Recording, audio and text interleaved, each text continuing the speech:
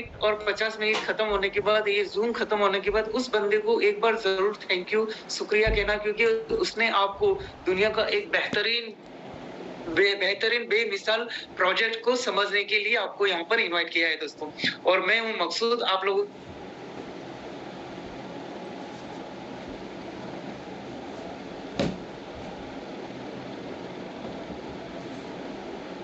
15 महीने पहले उसने एक बहुत ही बेहतरीन प्रोजेक्ट के बारे में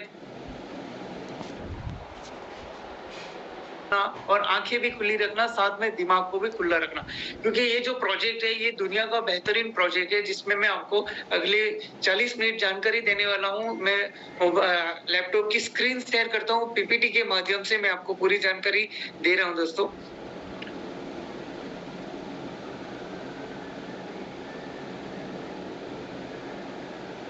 तो मेरे स्क्रीन शेयर हो रहा है क्या? कोई बता सकता है? को होस्ट है क्या कोई साथ में?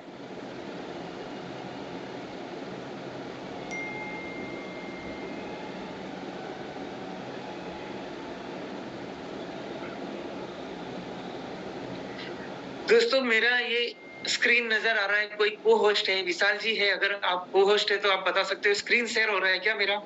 हो रहा है मकसूद सर। चलिए, थैंक यू, वेलकम। सभी लोगों का स्वागत करता हूं दोस्तों एक बार फिर से ग्लोबल ब्लॉकचेन एकेडमी। ये जो स्क्रीन पे आपको एक नाम नजर आ रहा है, ये एक इंस्टीट्यूट है, ये एक ऐसा कॉलेज है पूरी दुनिया में, पूरे विश्व में ये टेक्नोलॉजी की दुनिया का लोगों को ज्ञान देने का काम करता है। इसके ऐसे अलग अलग बैच रहते हैं जहां पर वो 1 डे का पूरा वर्कशॉप करके समझाता है, और 3 डेज का जो एक पूरा बड़ा प्रोग्राम रहता है जहां पर 3 दिन का पूरा वर्कशॉप रहता है। मगर जूम में, डेली जूम में ये ग्लोबल ब्लॉकचेन एकेडमी के तहत कुछ नए लोग आकर के आपको टेक्नोलॉजी की दुनिया का पूरा ज्ञान देने का काम करते हैं। तो उसी के तहत मैं आज आपके सामने हाजिर हुआ हूं और आपको अगले 40 मिनट इस ग्लोबल ब्लॉकचेन एकेडमी के माध्यम से टेक्नोलॉजी की दुनिया का एक बेहतरीन प्रोजेक्ट आप लोगों को इसकी मैं जानकारी, इंफॉर्मेशन देने वाला हूं दोस्तों। तो इस आगे बढ़ते हैं। तो सबसे पहली बात यहाँ पर डिस्क्लेमर दिया जाता है, क्योंकि ये जो प्रोजेक्ट है ये एक ऐसा प्रोजेक्ट है जहां पर आप अपने पैसा लगा के पैसा कमा सकते हो दोस्तों। और ये यहाँ पर ये जो प्रोजेक्ट है इसके अंदर हम लोग आकर के यहाँ आपको कोई भी ऐसा इन्वेस्टमेंट हम आपको नहीं बताते, मगर हम यहाँ आपको एक टेक्नोलॉजी दिखाते हैं जहां पर टेक्नोलॉजी में लोग टेक्नोलॉजी को समझ करके हजारों लाखों करोड़ों रुपया कमा सकते हैं। मगर पूरा प्रोजेक्ट समझने के बाद आपको भी ऊपर वाले ने दिमाग दिया है, आप स्टडी करके, इसकी तहकीकात करके, जानकारी करके आप भी इस प्रोजेक्ट के अंदर इन्वॉल्व हो सकते हो, जो फ्यूचर में काफी लोगों ने इस प्रोजेक्ट को अपना करके अपनी लाइफ को बदला है, अपनी जिंदगी को बदला है, और लाखों करोड़ों रुपए लोगों ने इस प्रोजेक्ट के माध्यम से ऑलरेडी कमा चुके हैं दोस्तों। तो आज का एजेंडा ये है, आज जो 40-45 मिनट जो मैं आपके सामने बात करने वाला हूँ, उसका एजेंडा ये है कि मैं किस टॉपिक पे बात करूंगा। तो एक तो history of finance market trading, जो मार्केट में पुरानी क्या हिस्ट्री थी ट्रेडिंग की, मार्केट की, उस पर चर्चा करेंगे। इंट्रोडक्शन ब्लॉकचेन, जो कि आज पूरे विश्व में बहुत ही इंपॉर्टेंट चीज है। ब्लॉकचेन, इस ब्लॉकचेन की प्रोडक्ट और ब्लॉकचेन के बारे में बात करूंगा। करंट मार्केट में ट्रेडिंग का क्या सिनेरियो है, लोग कैसे मार्केट में ट्रेडिंग करते हैं, उससे बात करेंगे। फ्यूचर में क्या होने वाला है उसकी कुछ जानकारी है, वो मैं आप लोगों के साथ में रखने वाला हूँ दोस्तों। तो ये एजेंडा है, मगर जो भी प्रोजेक्ट मैं आपको सामने शेयर करवा रहा हूँ उसमें कुछ इंपॉर्टेंट नोट ऐसे करना है आपको कि अभी हम लोग जो डिस्कस करने वाले हैं ये कोई आरओआई प्रोजेक्ट नहीं है, कोई इन्वेस्टमेंट ऐसा कंपनी नहीं है कि आप यहाँ पैसा डालो, आपके पैसे को हमारे एक्सपर्ट लोग ट्रेडिंग करके उसका पैसा कमा करके आपको पैसा देंगे। ऐसा कोई इन्वेस्टमेंट प्लान नहीं है, ये एमएलएम नहीं है। यहाँ पर आपको नेटवर्क मार्केटिंग करके लोगों को जोड़ना बताना ये भी कोई जरूरी नहीं है। ये कोई कंपनी नहीं है, यहाँ पर ट्रेडिंग नहीं किया जाता, ना ट्रेडिंग सिखाया जाता है। कोई इंडिविजुअल ओनर नहीं है, कोई इंडिविजुअल इसका एडमिन नहीं है। ये एक प्रोजेक्ट है जो कि डिसेंट्रलाइज वे में चलता है, और इस डिसेंट्रलाइज वे क्या होता है उसी की जानकारी मुझे आपको इस प्रोजेक्ट में देना है। इस जूम मीटिंग के माध्यम से आप लोगों को तक मुझे ये पहुंचाना है दोस्तों। तो हिस्ट्री ऑफ फाइनेंस मार्केट का ट्रेडिंग अर्निंग सोर्स क्या है? तो दोस्तों हम लोग जो है, हमारे यहाँ पर लिखा हुआ है they are 2 earning member in your family, यानी कि हमारे घर में 2 लोग होते हैं जो हमारा पैसा कमाते हैं और हमारी लाइफ को हम चलाते हैं। सबसे पहला तो एक होते हैं हम खुद, यानी कि आप, यू, कि आप खुद ऐसे हो जो पैसा कमा कर लाते हो और अपनी फैमिली को चलाते हो, अपना गुज़ार करते हो, कुछ भी करके जो भी आप करते हो, मुझे नहीं आइडिया। मगर एक दूसरा भी अर्निंग मेंबर होता है हमारे घर में, वो होता है हमारा कमाया हुआ पैसा।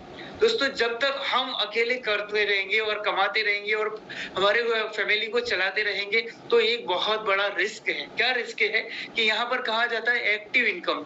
जैसे कि सिर्फ आप पैसा कमा रहे हो और आप अपनी फैमिली को चला रहे हो, तो ये है एक्टिव इनकम। जब तक आप एक्टिव रहोगे तब तक आपको इनकम आएगी। अगर मान लो खुदा ना खास्ता अगर हमारा एक्टिव रहना ना हुआ या हम कुछ कारण सर काम ना कर पाए, तो हमारी फैमिली इतनी सिक्योर नहीं रहेगी। सिक्योर कब रहेगी कि जो हम अच्छी स्वास्थ्य में अगर हम जो पैसा कमाते हैं, उस पैसे को हम अगर काम पे लगा दें, उस पैसे को पैसा कमाने के पीछे लगा दें, तो हमारा अगर हम न भी रहे तो भी हमारा पैसा वो पैसा कमा करके लाएगा और हमारी फैमिली को देता है। इसको कहा जाता है पैसिव इनकम। पैसे को काम पे लगाना, पैसे को लगा करके हमारा जीवन में, हमारी इनकम में हम जब खुद अकेले काम करेंगे और कमा करके लाएंगे, तो ये हो गया कि खुद खाने के लिए कमाया और अपना गुजार करा और चले गया। मगर हम जो पैसा कमाए उस पैसे को अगर काम पे लगा देते हैं, तो वो पैसा जो कमाता है वो हमसे ज्यादा पैसा कमा सकता है। ये एक निश्चित है। दुनिया का ये इतिहास है। जिन लोगों ने खुद मेहनत करके पैसा कमाया वो कोई बहुत बड़े इंसान नहीं बने, मगर जो मेहनत करके पैसा कमाया उस पैसे को किसी सही जगह पर लगा करके, सही जगह निवेश करके, उससे जो पैसे प्रॉपर्टी जो बनाया, वो लोगों ने आज अमीर और अमीर और अमीर बनते गए दोस्तों। मगर पैसा लगाने के लिए हमारे पास अभी क्या-क्या रास्ते थे। तो बहुत सालों से हर बंदा अपना पैसा कमाया हुआ कहीं ना कहीं लगाता है, कहीं ना कहीं स्टोर करता है, क्योंकि पैसे को स्टोर करना बहुत जरूरी है। स्टोर ऑफ वैल्यू इसको कहा जाता है, जहां पर हम यहाँ पर करते हैं, म्यूचुअल फंड में लोग करते हैं, गोल्ड में लोग करते हैं कि अगर पैसा कहीं से हम ज्यादा कमा लेते हैं, तो हर इंसान की ये सोच रहती है कि थोड़ा बहुत गोल्ड लेकर के रख लो, ताकि कल को ये गोल्ड काम आएगा, या तो गोल्ड का रेट बढ़ेगा तो फायदा होगा। ऐसा सोच करके गोल्ड लेते हैं।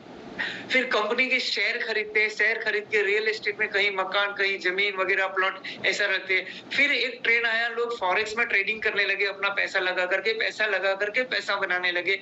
फिर बैंकिंग में एफडी करते हैं, फिक्स डिपॉजिट करते हैं, रिकरिंग करते हैं, ऐसा बहुत कुछ रास्ते हैं। फिर कमोडिटी का एक नया जमाना शुरू हुआ है, जहां पर कमोडिटी में लोग अपना पैसा लगा करके भी यहाँ अपने वो पैसे को बढ़ा।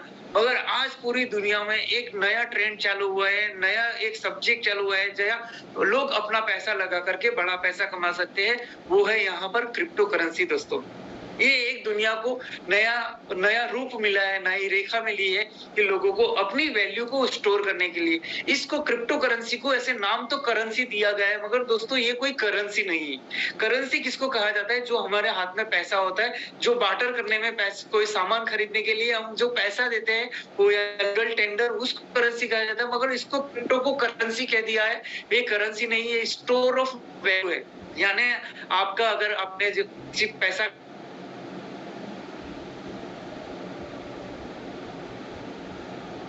और बड़ा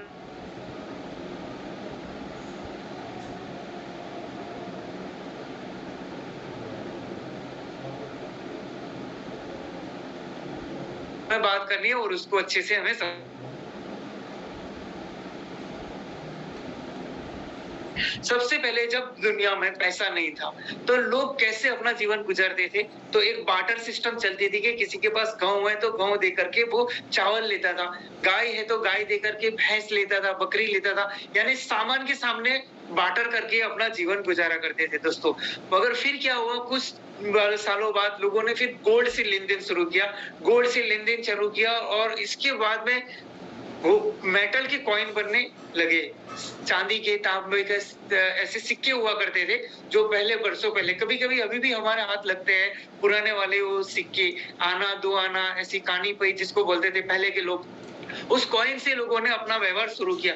मगर यहाँ पे लोगों को दिक्कत आने लगी कि अगर बड़ा पैसा लगा करके किसी और कंट्री में या किसी और शहर में जाकर के कुछ सामान खरीद के लाना पड़ता, तो बोरा भर के ये हैवी हो जाता था मेटल। तो किसी एक बुद्धिजीवी ने दिमाग दिया और पेपर करेंसी छपना शुरू हो गया दोस्तों। पूरी दुनिया में पेपर करेंसी इस तरह से छपना शुरू हुई और फिर लोगों ने ये पेपर करेंसी जो बोलते हैं नोटों वाले में, उसमें अपना लेन देन शुरू कर दिया दोस्तों। तो पिछले 163 साल हो गए, इस 163 साल से मैं और आप इस पेपर करेंसी में हम अपना जीवन गुजारते हैं, लेन देन करते हैं, व्यापार व्यवहार सारा कर रहे हैं दोस्तों। मगर जैसे जैसे दुनिया में टेक्नोलॉजी आनी शुरू हुई तो फिर क्या हो गया, प्लास्टिक की करेंसी बनी, यानी एटीएम कार्ड, डेबिट कार्ड हो गया, क्रेडिट कार्ड हो गया। अगर हमारे जेब में ये क्रेडिट कार्ड या डेबिट कार्ड है तो हमको ये नोटों की गड्डी रखने की जरूरत नहीं है। Credit card, debit card, plastic की कार्ड से हम पेमेंट कर सकते हैं, किसी चीज को खरीदना है तो खरीद सकते हैं। सेम इसी तरह टेक्नोलॉजी फिर और थोड़ी बड़ी तो आ गई इलेक्ट्रॉनिक्स मनी, यानी मोबाइल फोन आ गया। अभी अगर अच्छा मोबाइल किसी के पास में है तो उसे न तो कार्ड रखने की जरूरत है या न तो ये नोटों की गड्डी रखने की जरूरत है। इस मोबाइल से अपना लेन देन, व्यापार व्यवहार सारा आज पूरा दुनिया में लोग इसी के मोबाइल के माध्यम से कर ही रहे हैं। मगर 2008 में इसी तरह एक क्रिप्टो करेंसी के नाम का जन्म हुआ, क्रिप्टो करेंसी की शुरुआत हुई बिटकॉइन के नाम से दोस्तों। क्रिप्टो करेंसी की जो शुरुआत हुई 2008 में बिटकॉइन के नाम से, पूरी दुनिया इसके खिलाफ थी। ऐसा नहीं है कि जैसे ये बनी और पूरी दुनिया ने इसको अपना लिया, ऐसा नहीं, पूरी दुनिया इसके खिलाफ थी, हर कंट्री इसके खिलाफ थी। धीरे धीरे इस क्रिप्टो करेंसी को सारी कंट्री समझती गई और सारी कंट्रियों ने इसको अपनाना शुरू किया। आखिरकार हमारे भारत ने भी 13 साल बाद इस क्रिप्टो करेंसी को कहीं ना कहीं अपना लिया, कहीं ना कहीं इसको एक रूप दे दिया, एक रेखा दे दी और पब्लिक को कह दिया कि आप अब इस क्रिप्टो करेंसी में काम कर सकते हो, व्यापार व्यवहार कर सकते हो, लेन देन कर सकते हो। मगर जो टैक्सेशन की बात है वो गवर्नमेंट ने लगाए है, उसके ऊपर और भी कुछ काम कर रहे हैं, और भी कुछ चर्चा चल रही है और अच्छे लॉजिक लीगल करने के बंदोबस्त गवर्नमेंट लगी हुई है इसके पीछे। मगर क्रिप्टो करेंसी की जो मदर करेंसी है वो है बिटकॉइन दोस्तों। 2008 में बिटकॉइन आया, इसके बाद तो बहुत सारी कॉइन आई दुनिया में। आज एक दुनिया में एक बहुत बड़ी संस्था है जहां पर ये क्रिप्टो करेंसी रजिस्टर होती है, लिस्ट होती है, और उस लिस्टेड करेंसी को दुनिया के लोग अच्छी मानते हैं। उस संस्था का नाम है कॉइन मार्केट कैप। एक बहुत बड़ी संस्था है, उसमें रजिस्टर यानी लिस्टेड हुए जो कॉइन है वो 17,426 जितना कॉइन है, उससे भी ज्यादा होंगे। मगर कुछ ऐसे दुनिया में कॉइन है जो अभी लिस्ट रजिस्टर नहीं हुए। ऐसे कुल मिलाकर के पूरी दुनिया में 1,00,000-1,50,000 से भी ज्यादा ये कॉइन है। और लोग इस कॉइन का, इस क्रिप्टो करेंसी का क्या करते हैं तो मोबाइल, लैपटॉप, कंप्यूटर में ऑनलाइन ऑफलाइन बैठ करके ट्रेडिंग करते हैं। ट्रेडिंग यानी कि खरीदा बेचा, उसको कहा जाता है ट्रेडिंग। और ट्रेडिंग करके हजारों लाखों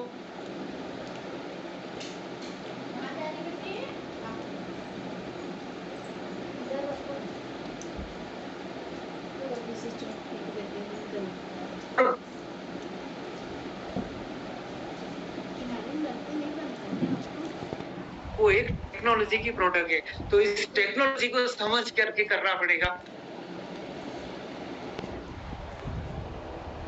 सही है, कौन गलत है। जैसे 1,500 का नोट आता है हमारे पास, तो उसको पहचानने के लिए सरकार ने बहुत सारे चिन्ह दिए थे कि इसको देखो, ये देखो, सारा जानकारी करने के बाद हमें पता लगता था कि ये अच्छी है, ये बुरी है, ये असली है, ये नकली है। तो क्रिप्टो करेंसी में ऐसे बहुत सारे चिन्ह दिए गए हैं, उस चिन्ह को समझ करके हम और मैं और आप समझ सकते हैं कि कौन सी अच्छी है, कौन सी बुरी है, किसको लेने जैसा है, किसको लेने जैसा नहीं है। ये पूरी जानकारी हम और आज इस ग्लोबल ब्लॉकचेन के माध्यम से आप लोगों को यही जानकारी हम लोग देते हैं कि क्रिप्टो करेंसी की टेक्नोलॉजी क्या है, किस बेस पे बनी है, क्या क्या इसके अंदर होता है। तो बेसिक जो है क्रिप्टो करेंसी के 3 ऐसे लॉजिक है। जिस लॉजिक को समझ लिया आपने तो समझो आपने इसको पूरा अच्छे से समझ लिया। कोई भी क्रिप्टो करेंसी में अगर आपको काम करना है, क्रिप्टो करेंसी के किसी भी प्रोजेक्ट में या किसी भी जगह पे, किसी एक्सचेंज में, या आपको यहाँ पर खरीद के रखना है, आपकी वैल्यू को अगर आपको स्टोर करना है, तो उस क्रिप्टो करेंसी के 3 पॉइंट को समझना बहुत ही जरूरी है। सबसे पहला पॉइंट क्रिप्टो करेंसी को समझने के लिए ये है उसका टोटल सप्लाई। क्योंकि इस क्रिप्टो करेंसी के अंदर जो होती है, एक होती है टोटल सप्लाई जो कि निश्चित होती है। सिर्फ हमें समझना ये होता है कि कितनी है उसकी, ये जानना बेहद ही जरूरी है दोस्तों। क्योंकि ये है इसका सप्लाई इसलिए जानना जरूरी है, वरना देखो आज हमारे भारत में जो नोटें छपी हुई है तो सबको ये तो पता है कि कितनी सरकार ने नोटें छापी है। अभी मुझे ये पता था कि नोटबंदी के बाद सरकार ने 16 लाख करोड़ की नोटें छापी है। मगर आगे भी सरकार नोटें छापेगी, इससे पहले भी छापी हुई है, आगे छापी रहेगी। कितनी छापेगी सरकार नोटें, ये सप्लाई डिसाइड नहीं है। ऐसी बहुत सारी चीजें हैं जिसकी सप्लाई डिसाइड नहीं है। मगर ये क्रिप्टो करेंसी एक ऐसी चीज है कि जिसकी निश्चित है, देखिए, स्टोर ऑफ वैल्यू है जिसको कहा जाता है, जैसे मैंने अभी कहा कि क्रिप्टो करेंसी जो है वो एक स्टोर ऑफ वैल्यू है, और स्टोर ऑफ वैल्यू एक गोल्ड भी है। गोल्ड भी ऐसा है कि स्टोर ऑफ वैल्यू है, मगर गोल्ड जो है उसकी सप्लाई उसकी भी डिसाइड नहीं है। वो क्या है, कुदरत के खजाने में से निकलने वाली एक मिट्टी है, तो कुदरत के खजाने में से कितना गोल्ड निकलेगा ये कुछ डिसाइड नहीं है। इसलिए मगर ये क्रिप्टो करेंसी एक ऐसी चीज है जिसकी सप्लाई डिसाइड है, हमें सिर्फ समझना होता है कि कितनी है ये। पहला पॉइंट ये है। दूसरा पॉइंट ये है माइनिंग प्रोसेस। देखो, बहुत ही इंपॉर्टेंट ये चीज है। क्रिप्टो करेंसी को दुनिया में कोई कंपनी, कोई कंट्री या कोई व्यक्ति नहीं बनाता दोस्तों। इसको माइनिंग के द्वारा दुनिया में पैदा किया जाता है, यानी कि इसको लाया जाता है। जैसे गोल्ड क्या है, गोल्ड को भी माइनिंग प्रोसेस से दुनिया में लाया जाता है, सिल्वर को माइनिंग प्रोसेस से दुनिया में लाया जाता है, ऑयल हो गया, क्रूड ऑयल हो गया, पेट्रोल वगैरह, ये सारा कुदरत के खजाने में आता है और उसको माइनिंग के एक प्रोसेस होता है, उस प्रोसेस से लाया जाता है। सेम इसी तरह क्रिप्टो करेंसी का भी एक माइनिंग प्रोसेस है टेक्नोलॉजी की दुनिया में, और उसको माइन करके कंप्यूटर से, मोबाइल से माइनिंग करके दुनिया में लाया जाता है, और उसका हर क्रिप्टो करेंसी का अलग अलग प्रोसेस रहता है माइनिंग का। तो क्या माइनिंग प्रोसेस है उसको भी समझना बहुत ही जरूरी है, और ये भी जानना जरूरी है कि क्या ये माइनिंग से आ रहा है। कोई ऐसी क्रिप्टो करेंसी भी हमारे सामने आती है जिसका माइनिंग नहीं होता, वो पहले ही आ चुकी होती है, मगर ऐसा नहीं होता। क्रिप्टो करेंसी यानी यही होती है कि जो माइनिंग के जरिए से आई है वो ही है क्रिप्टो करेंसी। तीसरी जो बात है वो है ब्लॉकचेन। ये 3 पॉइंट क्रिप्टो करेंसी के बेहद ही जरूरी है, इसको समझना भी बहुत ही जरूरी है। तीसरी चीज ब्लॉकचेन मतलब क्या है, तो क्रिप्टो करेंसी को रखने की जगह है, स्टोर करने की जगह है। जैसे पैसा रखने की जगह हमारे पास कौन सी है, तो एक तो हम पैसा कहाँ पर रखते हैं, बैंक में रखते हैं, ठीक है ना। दूसरा, हमारे घर में एक तिजोरी होती है जहां पर हम अपना पैसा रखते हैं। एक बटवा होता है हमारे पास जिसमें हम हमारा पैसा रखते हैं। सेम इसी तरह क्रिप्टो करेंसी को रखने की जगह है, वो है ब्लॉकचेन। अभी कोई यूं पूछे ब्लॉकचेन कहाँ पर है, तो ब्लॉकचेन अवकाश में सर्वर पर है। हमारी क्रिप्टो करेंसी रहेगी ब्लॉकचेन में, हमारे पास रहते हैं उसके पासवर्ड रहते हैं, रिकवरी फेस, 12 फेस रहते हैं, ऐसे प्राइवेट की, सिक्योरिटी की, ये सारी चीजें हमारे पास रहती है। जब हम इसका अकाउंट यानी कि वॉलेट बनाते हैं तब हमको ये सारी चीजें मिलती है।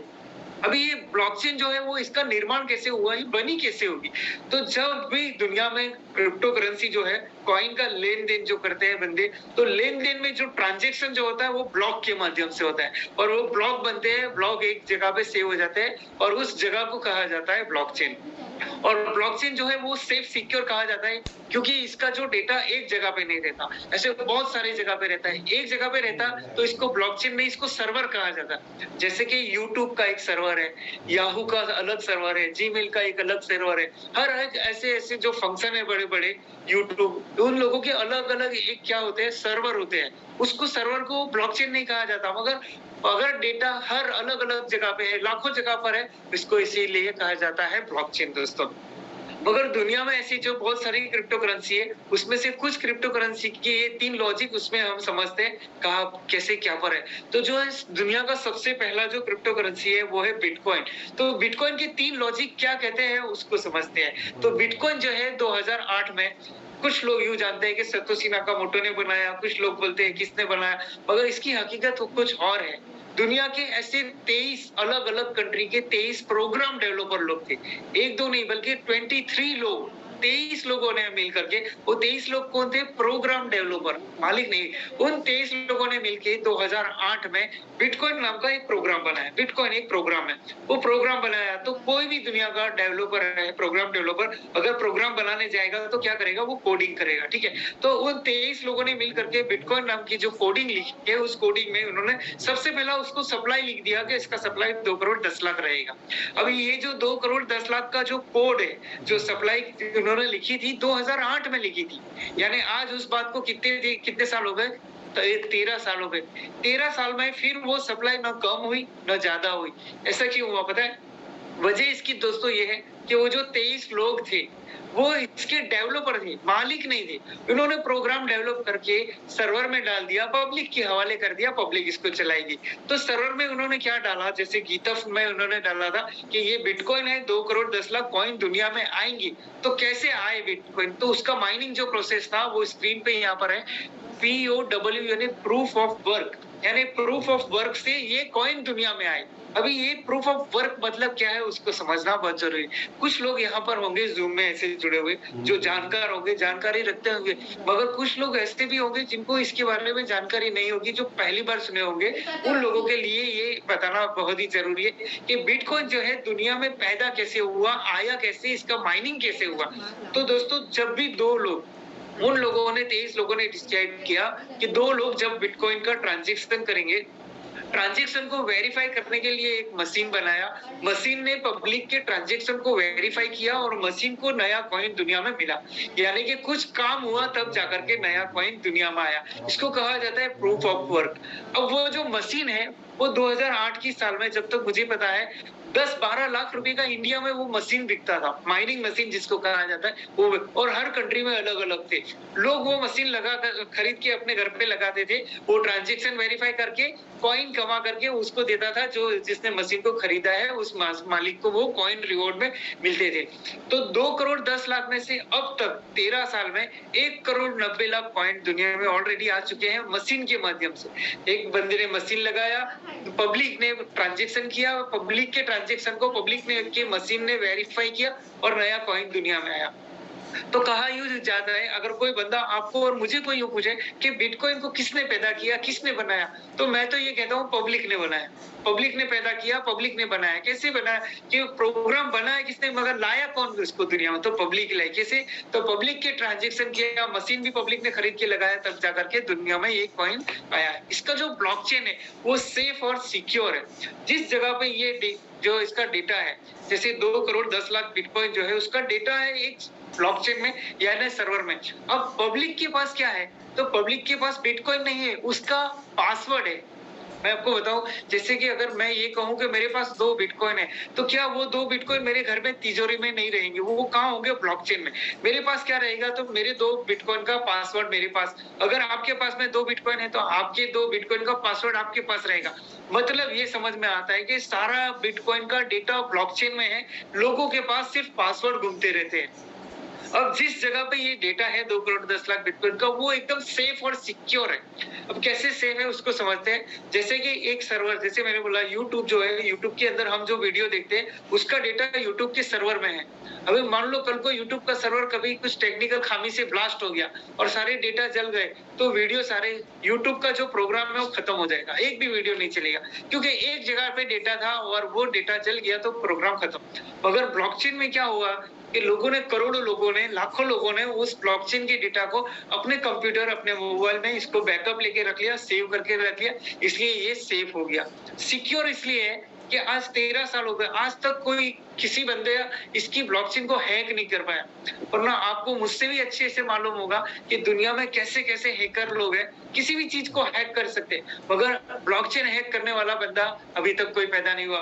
अगर दुनिया को कोई बंदा, बदमाश इंसान ऐसा सोचे कि इस ब्लॉकचेन को मैं हैक कर दूं और 2 करोड़ 10 लाख बिटकॉइन को अगर हड़प लूं, तो उसको ये ब्लॉकचेन हैक करने के लिए वो सारे कंप्यूटर जहां पे इसका डेटा पड़ा है, बैकअप लिए हुए कंप्यूटर ऑनलाइन चाहिए एक साथ, तब जाकर के ये हैक हो सकती है। और ये पॉसिबल नहीं है कि 1 लाख कंप्यूटर अगर मान लो दुनिया भर के हैं और एक साथ में ऑनलाइन मिलना, ये पॉसिबल नहीं है, इसलिए ये हैक होने वाली चीज नहीं है। इसकी ये 2008 में जब ये इसकी ब्लॉकचेन बनी, तो इसकी जो ब्लॉकचेन के अंदर जो होती है स्पीड, ये ट्रांजैक्शन को वेरीफाई करने की ऐसी होती है स्पीड, जैसे हमारे मोबाइल में रैम होती है, पहले रैम होती थी 1 जीबी की, फिर 2 जीबी की, ऐसे अभी लोग ज्यादा जीबी की। तो जब ये 2008 में इसका ब्लॉकचेन बनी, ये जो इसकी टेक्नोलॉजी बनी, तब उसकी ब्लॉकचेन की जो ट्रांजैक्शन वेरीफाई करने की स्पीड जो हुआ करती थी, वो 1 सेकंड में 6 ट्रांजैक्शन को वेरीफाई करने का काम करती थी ब्लॉकचेन, बिटकॉइन की ब्लॉकचेन 2008 में। ठीक है, मगर एक बहुत और मजे की बात ये थी, जैसे कि हमारा भारत का 1 रुपया जो है, वो 1 रुपया कैसे बनता है, तो 100 पैसा इकट्ठा करने पे 1 रुपया होता है, और 100 सेंट इकट्ठा करने पे क्या होता है, $1 बनता है। तो बिटकॉइन का भी कुछ लॉजिक ऐसा है। एक कॉइन कैसे बनता है बिटकॉइन, तो एक बिटकॉइन के जो पीसीस बोलेंगे, उसको पीसीस बोलेंगे। जैसे 1 रुपये के पीसीस कितने होते हैं, 100 होते हैं। $1 के 100 पीसीस होते हैं। एक बिटकॉइन के कितने पीसीस होते हैं, तो 10 करोड़, यानी 10 crore satoshi is equal to 1 bitcoin, ऐसा कहा जाता है। यानी एक बिटकॉइन है उसके अगर हमको टुकड़े करने हैं, छोटे-छोटे पीस करने हैं तो हम कितने कर सकते हैं? यानी कि 10 करोड़, इसको कहा जाता है 8 डेसिमल प्रोडक्ट। 2008 में ये बिटकॉइन जो है वो ₹6 में इश्यू हुआ था और गूगल आज भी उसका प्राइस दिखाता है। अगर यूँ कहा जाए गूगल को कि 2008 का बिटकॉइन प्राइस तो 0.10 सेंट दिखाता है, यानी ₹6 या ₹7। इसी बिटकॉइन की दुनिया में कीमत बढ़-बढ़ के हुई 68 लाख। 68 लाख में ये 13 घंटे तक बिका। इसके बाद में ये इसका भाव नीचे गिरा, डाउन हुआ और आज की तारीख में ये 18 से 20 लाख रुपए में बिक रहा है दोस्तों। सेम इसकी कहानी ऐसी है बिटकॉइन की, जैसे ये गोल्ड की भी कहानी है। गोल्ड क्या है कि जैसे इस युग में कई लोग जुड़े होंगे जिन्होंने 4000 रुपए तोला में गोल्ड को खरीदा होगा, मगर अगर उन्हीं व्यक्तियों के उनको ये पूछा जाए कि आपके फादर ने कितने में खरीदा होगा, तो यूं कहेंगे कि किसी ने 500 रुपए तोला खरीदा होगा। किसी एक बंदा मुझे भी अभी कोई मिला था जिन्होंने 175 रुपए में तोला खरीदा था। यानी ये बात हकीकत है कि गोल्ड दुनिया में 100 रुपए तोला भी बिका होगा, 75 रुपए तोला भी बिका होगा। यही गोल्ड दुनिया में 61,000 रुपए तोला में भी बिका है दोस्तों। आपको ये पता होगा, इसने जो अभी हाई बनाई थी, फिर अभी ये 48,000 रुपए में क्या तोला ये जो गोल्ड है वो बिक रहा है दुनिया में। और बिटकॉइन की और गोल्ड की कहानी सेम सेम है, मगर 68 लाख रुपए पे गया और ये 18 से 20 लाख रुपए में बिक रहा है। अब गोल्ड तो एक नजर आने वाली चीज है, हाथ में उसको पकड़ सकते हैं, छू सकते हैं, कानों में जो औरतें हैं जो बालियां बनती है, गले में हार, मगर ये बिटकॉइन जो है वो तो नजर नहीं आता आंख से, न इसको कोई छू सकता है। तो कभी-कभी ये भी ख्याल आता है कि दुनिया में जो चीज आंखों से नजर नहीं आती वो इतनी महंगी बिकती क्यों है? तो उसका जवाब ये है, इसलिए बिकती है क्योंकि ये 3 चीजें इसके अंदर जबरदस्त है। इसका सप्लाई यानी कम है, माइनिंग यानी पब्लिक ने पैदा किया है, ब्लॉकचेन इसकी सेफ है दोस्तों। मगर टेक्नोलॉजी में क्या हो गया कि एक और टेक्नोलॉजी 2016 में दुनिया को फिर से मिली।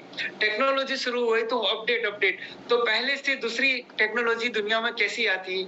पता होगा आपको, पहले से दूसरी जो है अपडेट आती है, एडवांस आती है। तो इथेरियम नाम का एक नई टेक्नोलॉजी दुनिया में मिली, तो एडवांस था। बिटकॉइन के मामले में बहुत ही एडवांस टेक्नोलॉजी इथेरियम की थी। तो अभी हमें समझना ये है कि बिटकॉइन से ज्यादा एडवांस इथेरियम की टेक्नोलॉजी क्या एडवांस था इथेरियम का? तो इथेरियम के डेवलपर्स लोगों ने अपनी जो ब्लॉकचेन जो है, इसका जो माइनिंग प्रोसेस है वो कैसे रखा? तो मशीन की जरूरत नहीं, फुल एक कंप्यूटर से माइनिंग होगा। जो कंप्यूटर ग्राफिक कार्ड का कंप्यूटर है, उस कंप्यूटर से इसका माइनिंग होगा, मशीन की जरूरत नहीं। सबसे पहला एडवांस तो इन्होंने ये लेके आए कि बिटकॉइन के माइनिंग के लिए पब्लिक को, दुनिया को क्या करना पड़ा? मशीन खरीदना पड़ा, खर्चा करना पड़ा। जब इन्होंने बोला, इथेरियम के डेवलपर लोगों ने दुनिया में मशीन का खर्चा निकाल करके ग्राफिक कार्ड के कंप्यूटर से माइनिंग होगा, ये एक एडवांस टेक्नोलॉजी लेके आए। अब जो इनका ब्लॉकचेन जो है वो सेफ है और सिक्योर है, जैसे कि हमने अभी समझा है बिटकॉइन का ब्लॉकचेन, सेम इसी तरह इथेरियम का भी ब्लॉकचेन है। मगर इथेरियम की ब्लॉकचेन पे बट लगा हुआ है। क्या बट लगा हुआ है? बट इसकी जो ब्लॉकचेन है वो ओपन सोर्स। ओपन सोर्स मतलब क्या? तो ओपन सोर्स मतलब दुनिया का कोई भी बंदा इसकी ब्लॉकचेन को यूज कर सकता है। इन्होंने ये दुनिया को छूट दे रखी है। इथेरियम के डेवलपर लोगों ने दुनिया को ये छूट दे दी और ये मैसेज दिया कि अब दुनिया में अगर किसी बंदे को कोई टोकन, कोई कॉइन, कोई एक्सचेंज अगर बनाना हो, कोई प्रोग्राम अगर आपको बनाना हो, तो आपको ब्लॉकचेन बनाने की जरूरत नहीं। मेरा ब्लॉकचेन बना हुआ है और इतना सक्षम है कि आप अपना कोई भी प्रोजेक्ट मेरी ब्लॉकचेन में बना सकते हो। तो दुनिया में लोगों को इसकी जानकारी मिली, लोग इसको समझने लगे। तो जो आईटी रिलेटेड लोग थे, एक्सपर्ट लोग थे, उन सभी लोगों ने इथेरियम की ब्लॉकचेन को यूज किया और अपने अपने हिसाब के प्रोजेक्ट बनाना शुरू किया, टोकन को बनाना शुरू किया और बहुत सारे टोकन बने। उसमें कुछ अच्छे टोकन बने, कुछ बुरे टोकन बने। बुरे इसलिए बने कि कुछ लोगों ने स्पेशल पब्लिक को फ्रॉड करने के लिए पर वहां पर टोकन बनाए और फ्रॉड भी किया। मगर कुछ भी किया, अच्छा किया। दुनिया में लोगों को क्रिप्टो करेंसी की जानकारी जो है वो इथेरियम की वजह से लोगों को मिली, मगर इसकी कम्युनिटी बहुत बड़ी हो गई, रेट इसका बड़ा नहीं हुआ। रेट यही है जो इसका 2016 में 17 में जब ये लॉन्च हुआ तो 0.10 सेंट यानी 6 रुपए से था। 3,21,000 का रेट हाई करके ये फिर वापस 1,21,000 11,000 पे खड़ा है। क्यों ऐसा? एडवांस टेक्नोलॉजी थी तो इसका रेट बिटकॉइन से ज्यादा बेहतर होना चाहिए था, मगर तकलीफ यहाँ पर ये हुई कि 3 लॉजिक में एक लॉजिक जो इनका वो गड़बड़ कर गया। क्या? तो वो सप्लाई वाला। इन्होंने सप्लाई क्या कर दिया? अनलिमिटेड सप्लाई रखा, इसलिए इनका ग्रोथ नहीं हुआ।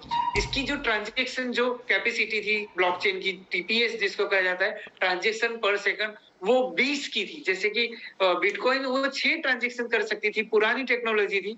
नई टेक्नोलॉज़ी ये 20 करती थी। मगर 2019 में एक और नई टेक्नोलॉज़ी है जिसको कहा जाता है ट्रोन। तो ट्रोन की टेक्नोलॉज़ी इथेरियम से भी ज़्यादा एडवांस टेक्नोलॉज़ी। तो क्या इथेरियम से ज़्यादा एडवांस था? तो सबसे पहला इन्होंने कहा कि हमारा जो माइनिंग प्रोसेस है, ट्रोन के डेवलपर ने कहा कि हमारा जो माइनिंग प्रोसेस है उसके लिए कंप्यूटर की भी ज़रूरत नहीं लगेगी।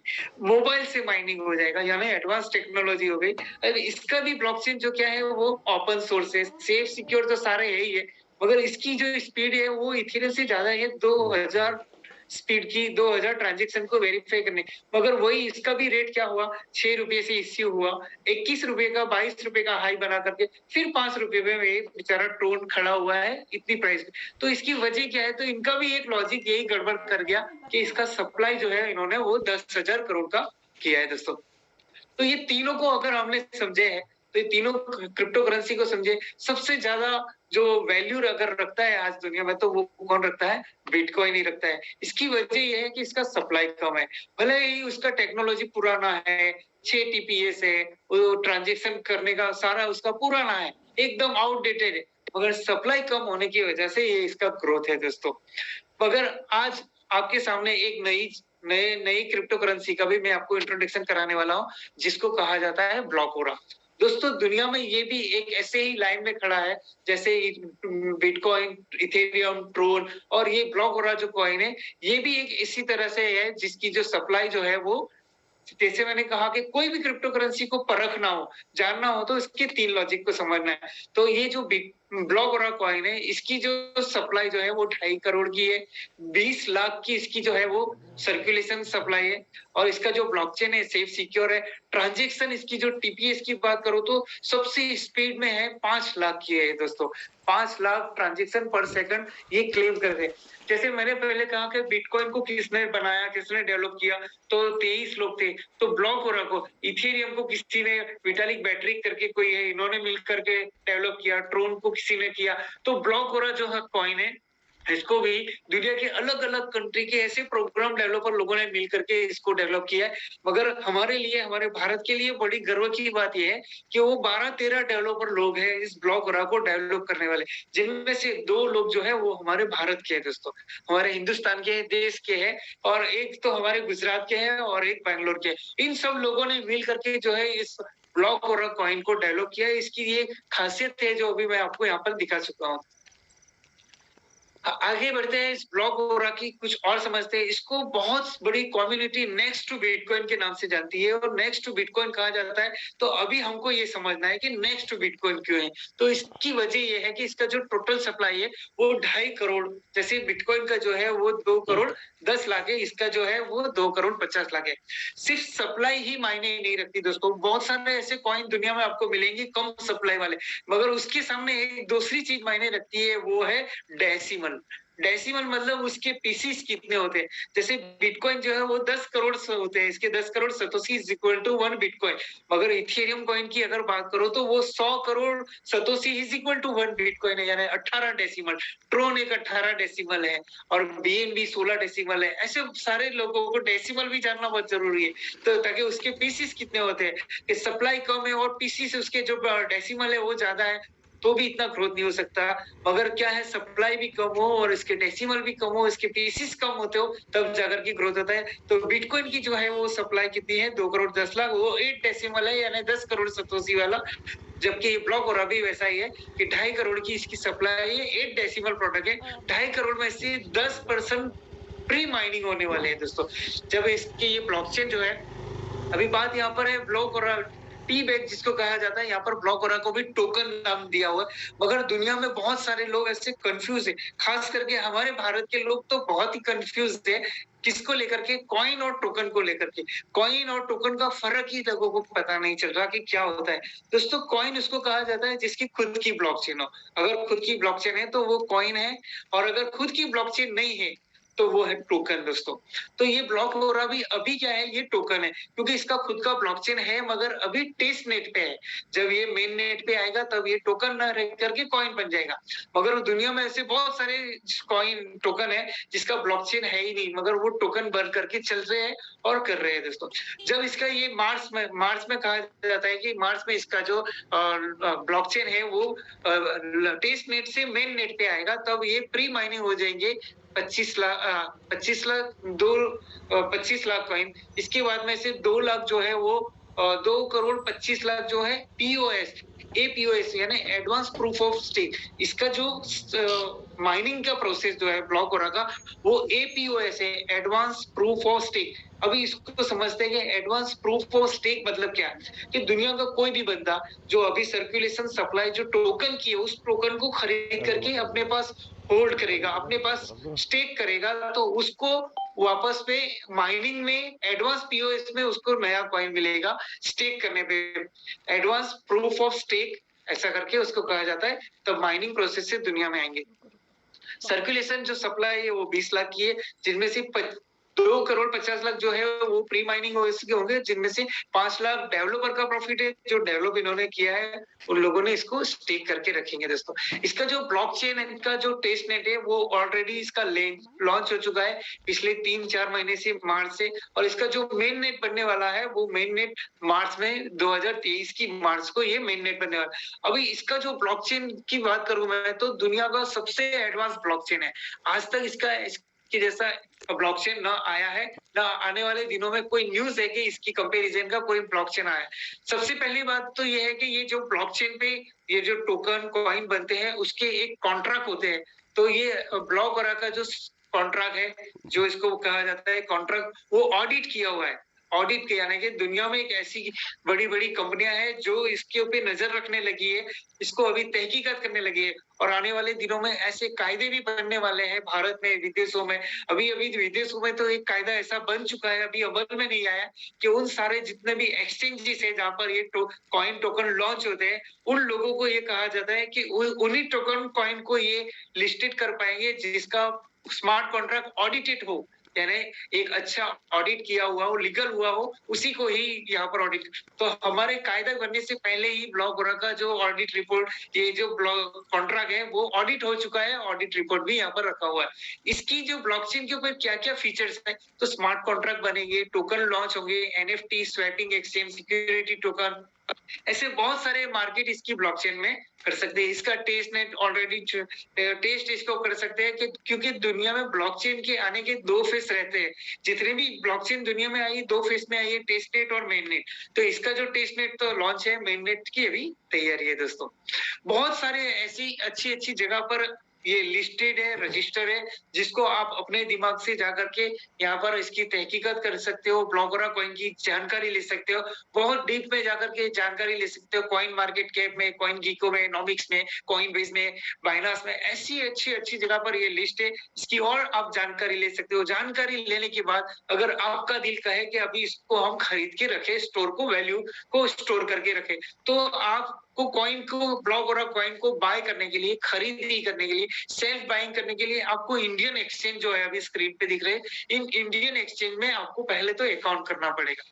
बहुत सिंपल है, प्ले स्टोर में जाओ, किसी भी अच्छा नाम अगर आपको लगता है उसका नाम से आप उसका एप्लीकेशन डाउनलोड करो, ईमेल से आप वेरीफाई कर दो, तो आपका ये अकाउंट यहाँ पर खुल जाएगा।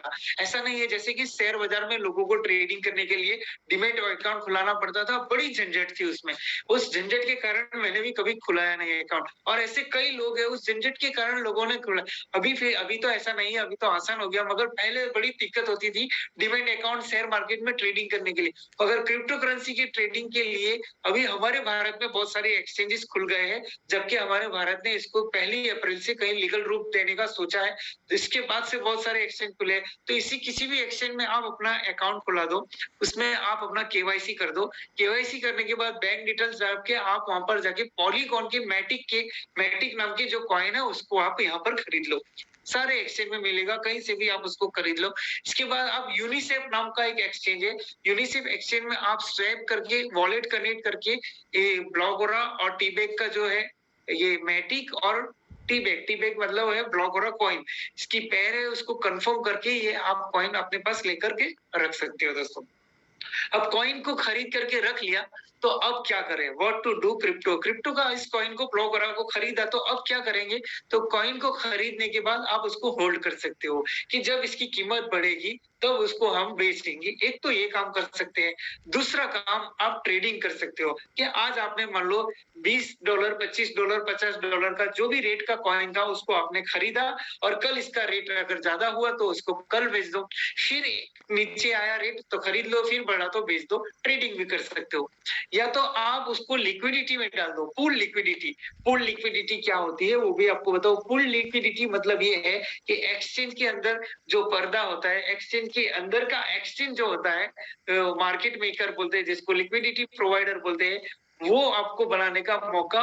और वो ग्लोबल ब्लॉकचेन एकेडमी के तहत आप लोगों को ये भी दिखाया जाता है कि आप अपनी क्रिप्टो करेंसी को लिक्विडिटी में डाल दो, लिक्विडिटी पूल में डाल दो। आपको व्हाट इज क्रिप्टो आर्बिट्रेज, वही वही जो क्रिप्टो करेंसी आपने खरीदा है उसका आप आर्बिट्रेज। आर्बिट्रेज का मतलब ये होता है कि ये जो अलग अलग ब्लॉकचेन पे कॉइन होते हैं और अलग अलग ब्लॉकचेन की अलग अलग रेट रहती है, तो जहां पर कम रेट का कॉइन है उसको खरीद लो, वही कॉइन दूसरी ब्लॉकचेन पे जहां पर इसका ज्यादा रेट है वहां जाकर के बेच दो। इसका एक पूरा पूरा ट्रेनिंग सेशन रहता है ग्लोबल ब्लॉकचेन एकेडमी के तहत, जहां पर आपको आर्बिट्रेज कैसे करना है, किस तरह से करना, कैसे इसके अंदर हम सावधानी रखनी, वो सारी चीजें दिखाई जाती है। ये सारी चीजें हैं कि आप क्रिप्टो करेंसी यानी कि ब्लॉक को खरीद करके आप ये सारा कर सकते हो। मगर एक आखिरी रास्ता ये है कि जो कॉइन आपने खरीदा है उसको आप स्टेक कर दो, तो स्टेकिंग का आपको रिवॉर्ड मिलेगा।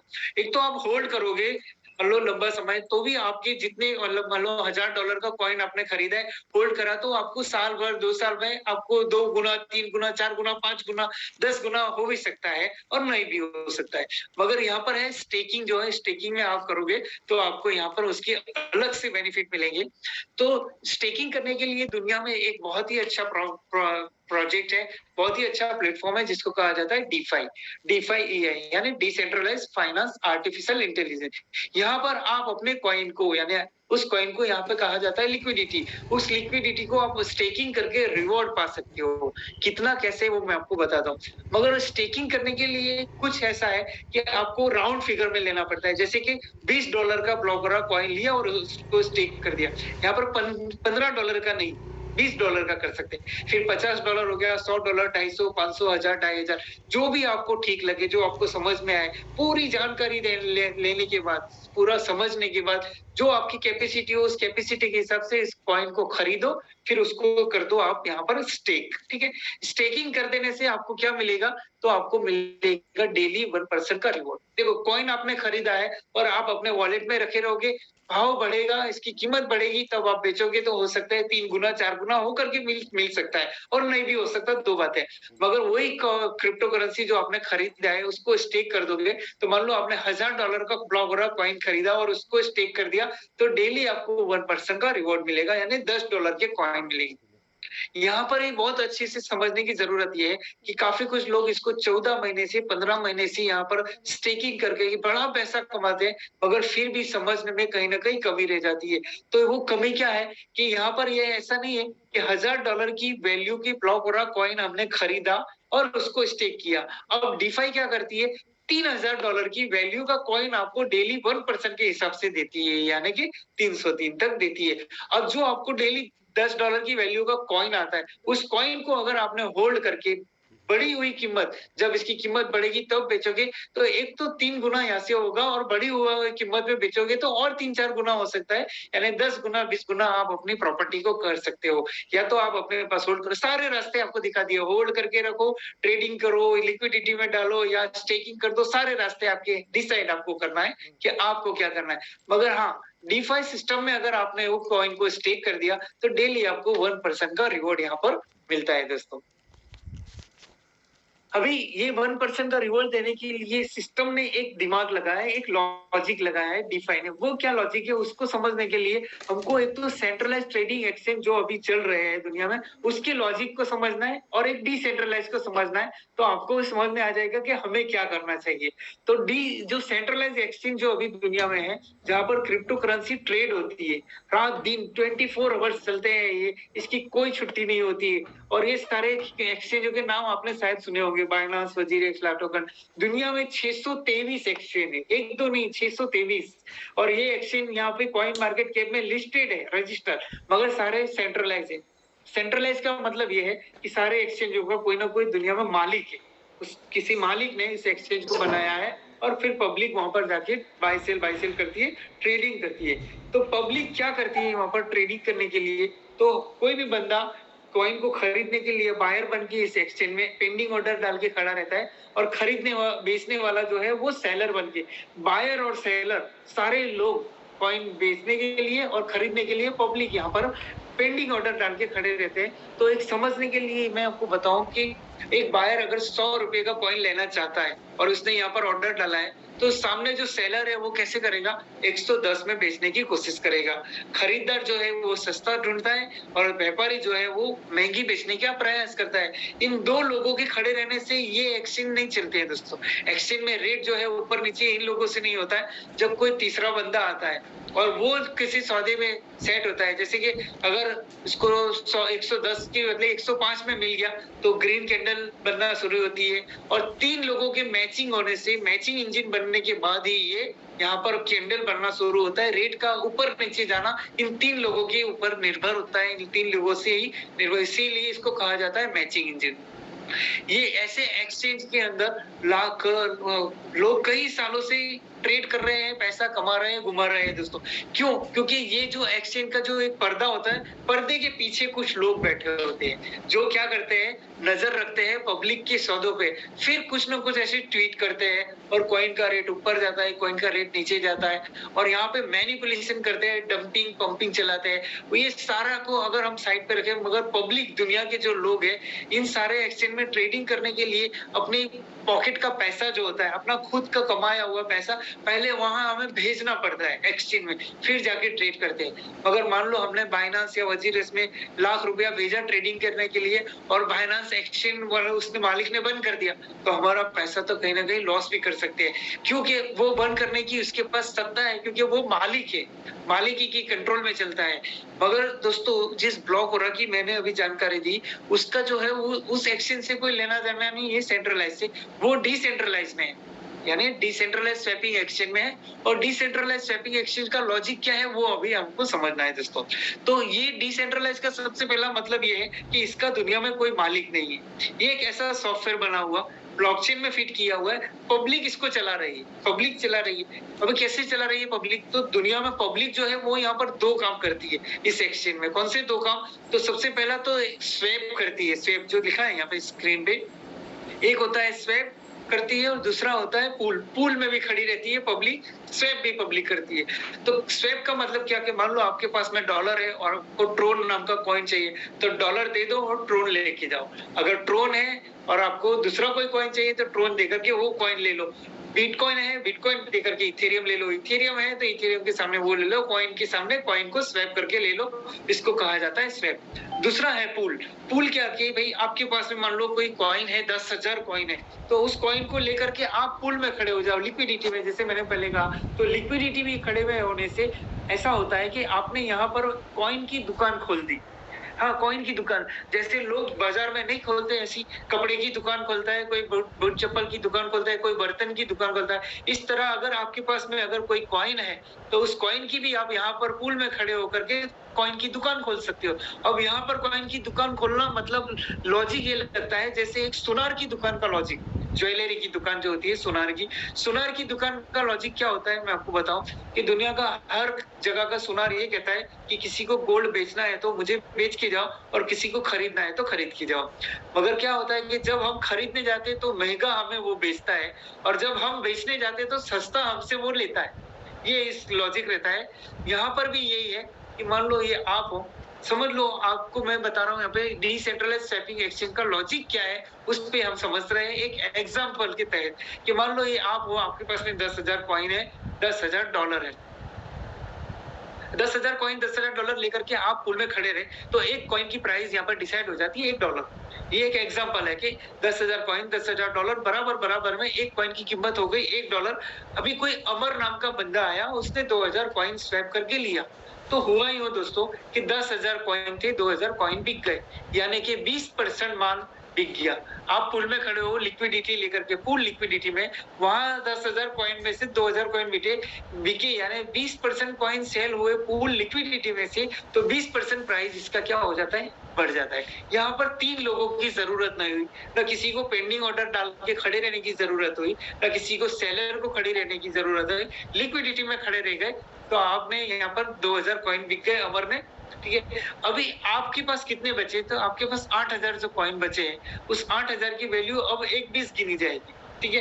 अमर ने जो 2,000 कॉइन लिए हैं, उस अमर को 2,000 कॉइन किस रेट से मिले, तो अमर जब खरीदने आए तब $1 का रेट था, मगर सिस्टम इनको 2,000 कॉइन कैसे देगी, पहला कॉइन $1, दूसरा कॉइन $1, 0.1 सेंट, ऐसा बढ़ती कीमत में अमर का जो 2,000 का आखिरी कॉइन है वो 1/20 में मिलेगा।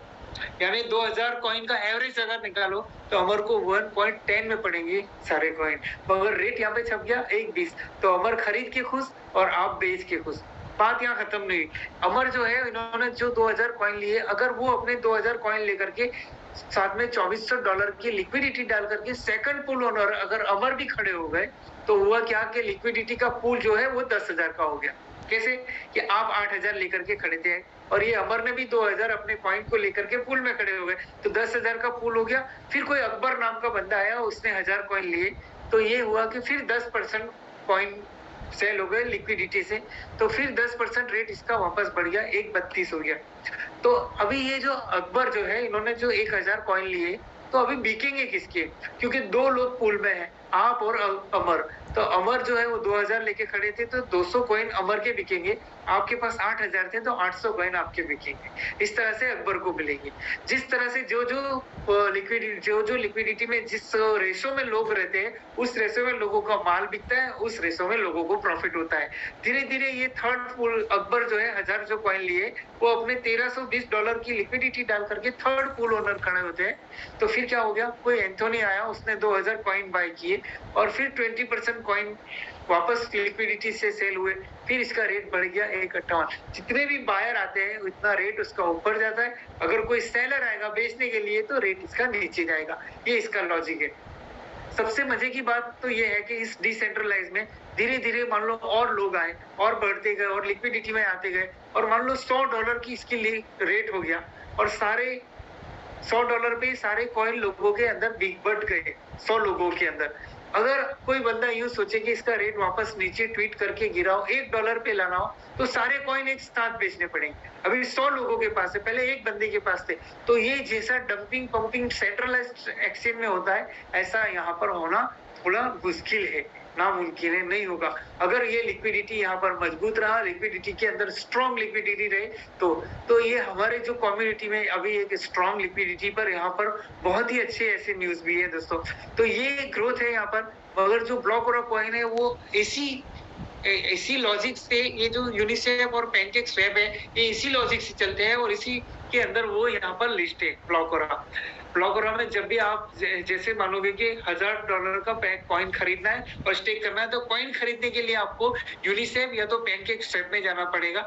मगर ये ब्लॉकरा के जो डेवलपर लोग हैं, इन्होंने एक पैनोरमा नाम का स्वैपिंग एक्सचेंज खुद का अपना यहाँ पर किया है, उसको अभी लॉन्च नहीं किया है, कुछ ही दिनों में ये लॉन्च होने वाला है पैनोरमा, जिसके अंदर ये सारी सुविधाएं मिलेंगी कि जहाँ पर ब्लॉकरा कॉइन को आप स्वैप कर सकते हो, लिक्विडिटी में खड़े रह सकते हो, पूल बना करके खड़े रह सकते हो, ये सारे आपको यहाँ पर मिलेगा। फ्यूचर में मार्केट का ट्रेडिंग जो है लिक्विडिटी के लिए, जैसे मैंने कहा यहाँ पर, इसके लिए एक बहुत ही अलग से ट्रेनिंग होती है, जहाँ पर आपको लाइव करके दिखाया जाता है। ये तो स्क्रीनशॉट है कि आपको लिक्विडिटी में खड़े रहने के लिए क्या करना है। तो यूनिसेफ एक्सचेंज है, जहाँ पर वॉलेट कनेक्ट करना है, पूल सिलेक्ट करना है, न्यू पोजीशन पे जाना है, और आपको अपनी रेंज फुल रेंज या तो रेंज डाल करके आप अपनी कॉइन को लेकर के खड़े रह सकते हो। वहां पर दुनिया में जो लोग खरीदना चाहेंगे वो खरीद के लेके जाएंगे और कोई बेचना चाहेंगे तो बेच के जाएंगे। यानी पब्लिक आपको सस्ता बेच के जाएगी, महंगा आपसे लेके जाएगी। इसको कहा जाता है लिक्विडिटी बेनिफिट। वहां पर आपको ट्रांजैक्शन की फीस भी मिलती है दोस्तों। इसी तरह से यहाँ पर आर्बिट्रेज की जो बात की थी, आर्बिट्रेज यही होता है कि जैसे कि एक ब्लॉकचेन पे जैसे ब्लॉक हो रहा है, जो कहा जाता है कि आने वाले दिनों में जो है वो 22 ब्लॉकचेन पे रहेगा। एक्सचेंज नहीं, समझना आपको, 22 एक्सचेंज नहीं, 22 ब्लॉकचेन पे ये ब्लॉक हो रहा रहेगा। एक तो इसकी सप्लाई कितना है, 20 लाख का अभी सप्लाई है। 20 लाख की सप्लाई 22 ब्लॉकचेन पे बटी हुई रहेगी। सब ब्लॉकचेन पे इसके अलग अलग पूल रहेंगे, लिक्विडिटी पूल। तो कोई जगह पे बड़ा पूल रहेगा, कोई जगह छोटा पूल रहेगा। तो जो छोटा पूल रहेगा वहां जो प्राइस जो है उसका वो ज्यादा ऊपर नीचे होगा। तो वहां से कॉइन को खरीदा और बड़ी पूल लिक्विडिटी में जाके बेचा तो सस्ता खरीदा महंगा बेचा, सस्ता खरीदा महंगा बेचा। तो ऐसा होगा, कभी यहाँ महंगा होगा, कभी यहाँ सस्ता होगा, कभी यहाँ महंगा होगा। ये एक बहुत ही मजे का आर्बिट्रेज है जो फ्यूचर में हमारे साथ आने वाला है। उसको हम सारा यहाँ पर गाइड करने वाले, सिखाने वाले। तो यही पूरे प्रोजेक्ट की जानकारी मैंने आपको यहाँ पर दी दोस्तों। मुझे लगता है मैंने सब कुछ अच्छे से दिखाने की कोशिश की है और आपको समझ में आया होगा, ऐसी मुझे आशा भी है दोस्तों। तो अगर कोई चीज ऐसी हो जो ना समझ में आया हो, न जानकारी मिली हो, तो जिसने भी आपको ये जूम का लिंक भेजा है उससे भी बैठ करके आप अच्छे से समझ सकते हो। क्योंकि यहाँ पर जो लिक्विडिटी स्टेकिंग किया, जो ब्लॉक और कॉइन को आपने खरीदा और स्टेक किया, जो आपको 300 डेज में आपको 1% मिलता है, उसको अगर 300 डेज के बदले अगर 200 डेज में भी लाना हो तो उसके लिए एक रेफरल प्रोग्राम भी चलता है दोस्तों। रेफरल प्रोग्राम, क्योंकि आज दुनिया भर में क्या होता है, अभी सारा रेफरल से चलने लगा है। कोई फ्री में काम करना नहीं चाहता। पहले एक ऐसा जमाना होता था कि कोई अगर दुकान खोल देता था तो उसकी एडवर्टाइज लोग मुफ्त में कर देते थे। अरे बहुत अच्छा खुला है, बहुत। अब लोग मुफ्त में करते नहीं, अब रेफरल वाले सिस्टम चलिए कि लोग लोगों को रेफरल करते हैं, जिसमें उसका प्रचार होता है। उस रेफरल से प्रचार होने से इसकी ग्रोथ होती है दोस्तों। तो एक रेफरल का एक अच्छा प्रोग्राम चलता है छोटा सा। जिसने भी आपको ये लिंक भेजी है उससे बैठ करके आप समझ लो, बहुत ही आसान है दोस्तों। तो यही कहूंगा, यहाँ पर मेरा प्रेजेंटेशन यहाँ पर खत्म होता है। जो जानकारी मुझे देना था जीत चुका। इससे ज्यादा जानकारी अगर आपको चाहिए तो सेम जूम लिंक से 9 बजे अलग अलग प्रेजेंटेटर आते हैं और आपको पूरी जानकारी देती है। मगर हमारे बीच यहाँ पर थैंक यू विशाल जी, बहुत बहुत धन्यवाद। गिरीश जी, आप हैं क्या साथ में क्लोजिंग करने के लिए, या मैं क्लोज कर दूं? अच्छा, तो गिरीश जी आज नहीं है हमारे साथ। तो दोस्तों आज का हमारा सफर यहाँ पर ही खत्म होता है दोस्तों। कल फिर मिलेंगे। आज हम यहाँ पर समाप्त करते हैं। कल सेम जूम लिंक से 9 बजे एक नए प्रेजेंटेटर के साथ मिलेंगे दोस्तों। तब तक के लिए मुझे इजाजत दीजिए। गुड नाइट, सब्बा खैर, बाय बाय।